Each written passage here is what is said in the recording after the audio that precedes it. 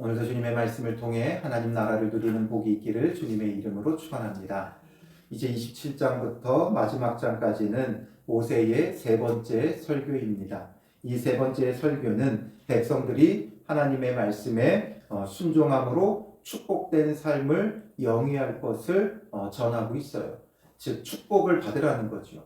그런데 오늘 본문을 보면 축복보다는 저주가 더 많죠. 왜 그래요? 우리가 이미 저주 아래 있기 때문에 이 죄의 저주 아래 있던 우리가 어디로 옮겨가야 돼요? 복의 자리로 옮겨가야 돼요. 하나님에게로 가야 돼요. 그러지 않으면 우리는 복을 받을 수 없어요. 죄의 저주 아래 있으면서 그 저주의 자리에 앉아서 복을 구하면 절대로 우리가 하나님의 은혜의 축복을 받을 수 없죠. 그래서 하나님이 원하시는 건 축복이지만 그러나 내용을 보면 뭐가 더 많아요? 저주가 더 많아요. 그건 우리가 이미 죄의 저주 아래 있기에 이런 우리의 삶을 완전히 벗어버리고 회개하고 돌이켜 하나님께 나오라는 거죠. 그래서 오늘 본문에 이제 27장 이제 세 번째 설교를 시작하면서 모세와 이스라엘 장로들이 백성에게 명령합니다. 무엇을 명령해요? 내가 오늘 너희에게 명령하는 이 명령을 너희는 다 지킬지니라 말씀하죠. 이 명령을 다 지켜라. 앞으로 말할 하나님의 명령과 규례들, 그리고 그 모든 것을 통해 하나님의 모든 명령을 다 지킬 것을 말하고 있죠.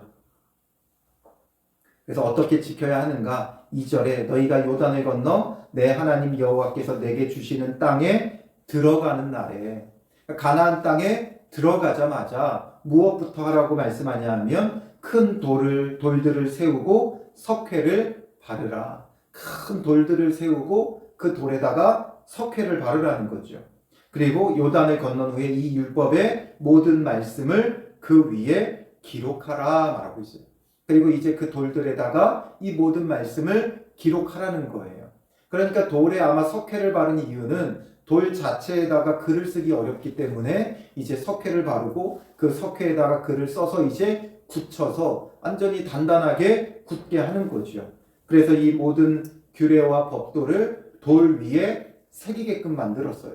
왜 돌 위에 새기게 만드셨느냐? 바로 영원하고 변하지 않는 하나님의 언약이라는 것을 말하고자 하는 거죠. 그러니 결단코 변할 수 없는 거예요. 돌에 새긴다는 건 변하지 않는다는 거죠. 변하지 않는 하나님의 말씀을 온전히 지켜 행함으로 복을 받아라. 지켜 행하지 않으면 저주 아래 있을 것이다. 이것을 그들에게 전하고 있는 거죠. 그래서 요단을 건넌 후에 이 율법의 모든 말씀을 그 위에 기록하라. 이게 가장 우선순위로 할 거예요. 그리하면 내 하나님 여호와께서 내게 주시는 땅, 곧 젖과 꿀이 흐르는 땅에 내가 들어가기를 내 조상들의 하나님 여호와께서 내게 말씀하신 대로 하리라. 하나님께서 말씀하신 대로, 즉 약속하신 대로 이루어질 것이다. 이것을 말해주고 있죠. 이것을 다시 한번 확인해주고 있어요. 하나님의 약속이라는 거죠. 그 명령을 지켜 행하는 자, 돌에 새겨 정말 영원히 변치 않게 지켜 행하면 약속대로 하나님께서 그 땅을 순적히 얻게 해주실 것이다 말하고 있어요. 그래서 너희가 요단을 건너거든 내가 오늘 너희에게 명령하는 이 돌들을 에발산에 세우고 그 위에 석회를 바를 것이며 또 거기서 내 하나님 여호와를 위하여 제단 돌단을 쌓되 그것에 쇠 연장을 대지 말지니라. 너는 다듬지 않은 돌로 내 하나님 여호와의 제단을 쌓고. 그래서 그들이 돌을 세우고 석회를 바르고 말씀을 기록하고 거기다가 돌단을 쌓으라고 했어요. 근데 하나님께서 명하신 돌단은 어때요? 쇠 연장을 대지 말아라. 다듬지 않은 돌을 사용해라. 우리는 예쁘게 다듬고 장식하고 싶지만 하나님은 오히려 다듬지 않는 돌로 단을 쌓으라고 말씀하셨어요. 그러니까 하나님의 단은 아름답고 화려한 단이 아니에요. 그러니까 교회의 단을 너무 아름답고 화려하게 만들 필요가 없어요. 왜냐하면 여기에는 이제 예수 그리스도는 아무 볼품도 흠모할 만한 모양도 없이 오시는 예수 그리스도이기 때문에 아름답고 화려하게 단을 만드는 게 아니에요. 그래서 있는 모습 그대로 그 단을 쌓는 거예요. 그런 것에 마음이 빼앗기거나 현혹되지 않도록. 근데 이방 신전은 어때요? 멋지고 아름답고 화려하게 짓는 데에 열을 올리죠. 그것과는 완전히 구분된 예수 그리스도 그 자체여야 되기 때문에 그래요. 이 단은 그들을 구원하실 예수 그리스도만이. 그 단에서 뭐하라고 얘기해요? 번제를 드리고 화목제를 드리라 그러죠. 그러니 우리의 참된 번제, 화목제물로 십자가에 죽으신 우리의 어린 양 되신 예수 그리스도이기 때문에 아무런 그런 흠모할 만한 모양도 없이 볼품 없이 그냥 돌 모습 그대로 갖다가 놓는 거예요. 예수 그리스도는 건축자가 버린 돌이 모퉁이 돌이 되듯이 우리에게 정말 버려진 이 다듬지 않은 돌 같으나 이 우리의 구원의 모퉁이 돌, 기준 돌, 뜨인 돌의 역할을 하시는 분이 되어 주시는 거죠. 그런데 특별히 여기서 왜 에발산에다 이것을 세우라고 해요? 앞으로 이제 이스라엘 백성을 에발산과 그리심산에 나눠서 세워요. 그리고 이 그리심산은 축복의 산이고 에발산은 저주의 산이에요. 그런데 축복의 산에다 세우라고 하면 좋을 텐데 저주의 산에다 세우라고 하죠. 왜냐하면 이 모든 율법 아래 있는 자들은 죄의 저주 아래 있는 것이고 이제 율법 아래 있지 않고 은혜 아래 있는 자들이 바로 예수 그리스도 안에서 참된 은혜와 구원을 맛볼 수 있기 때문인 거죠. 그래서 이제 그 이후에 말씀하시는 게 그거예요. 모세가 11절에 보면 그날 백성에게 명령하여 이르되 요단을 건넌 후에 시므온과 레위, 유다, 이사갈, 요셉, 베냐민은 백성을 축복하기 위해 그리심산에 세우고 르우벤과 갓과 아셀과 스불론과 단과 납달리는 저주하기 위해 에발산에 서고 6지파씩 나눠서 반반, 그래서 반은 그리심산, 반은 에발산에 세워요. 그런데 꼭 그리심산에 서 있는 지파만 축복을 받고 에발산에 선 지파만 저주를 받는 게 아니라 이렇게 나뉘어지게 된다는 거죠.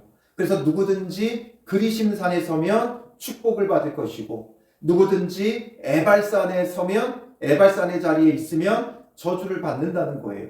그리고 에발산에는 돌에 석회를 발라 율법을 기록하여서 그 율법 아래에 있는 자들은 죄의 저주를 받을 수밖에 없다라는 거죠.